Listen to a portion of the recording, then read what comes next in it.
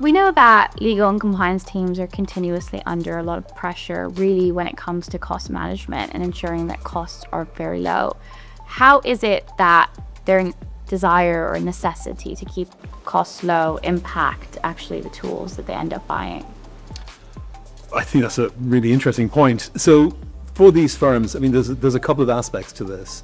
The first and foremost is day to day, they're almost all running behind schedule.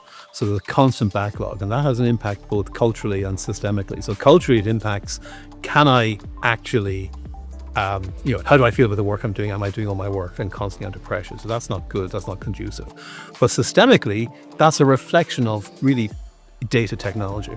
So these firms typically suffer from old technology, and that constrains their options on cost, because archival technology in particular is really a once in a generational decision. It's a long-term decision. And when you make that technology decision, you're actually locking in operational cost. So so if you bought your archive 10, 20 years ago, you're locking in 2010 technology, ways of working, efficiency expectations. Now the world has moved on massively since then. We're in a whole different age, and the practicalities are, you've got to deal with new types of information, new data channels, and these solutions just really don't support it properly, and therefore the effect is lots of pressure for compliance and legal.